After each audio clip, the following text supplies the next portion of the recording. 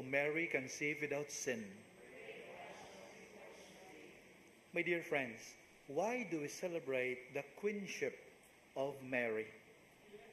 When sacred scriptures tell us that Mary is a virgin from Nazareth, an ordinary peasant girl from Nazareth.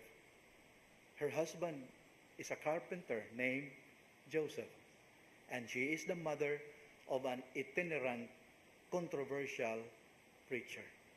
That's all. That's what sacred scriptures tell us about her. The Bible does not mention about the royal lineage of the Blessed Virgin. So why do we consider her queen? And we even celebrate today her queenship. My dear friends, it's very simple. After our Lord was risen from the dead and was glorified and was seated at the right hand of the Father, there he is now ruling the entire universe as king. Right?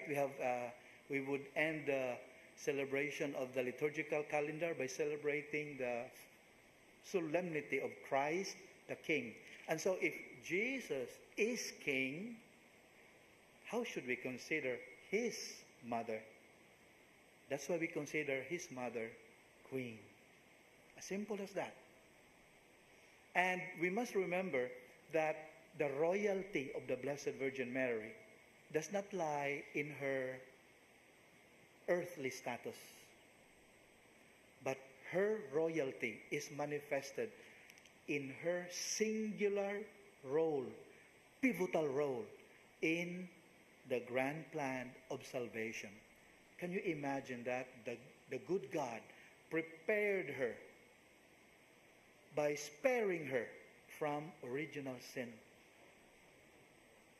We can only imagine what happened to that plan had Mary not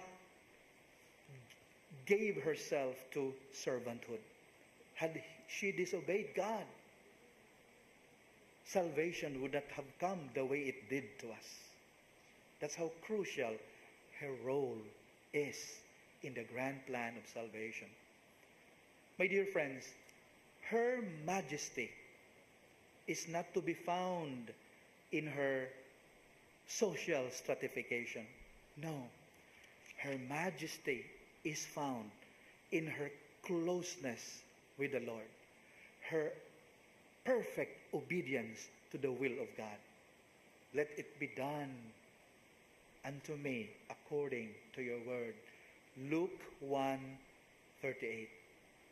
So perfect was her faith and hope and love that we consider her as the first to be evangelized and the first evangelizer, the perfect disciple of our Lord Jesus.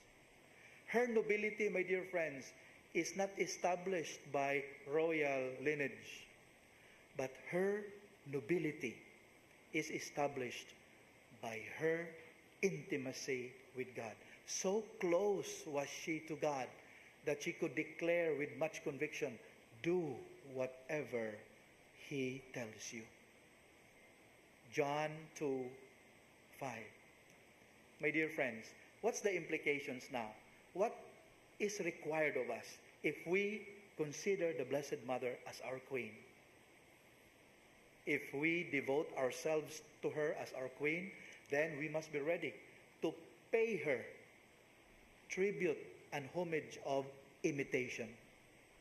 Gradually, we choose to be like her, following her virtues, so that, just like her, we will be incarnating the Word of God in our hearts.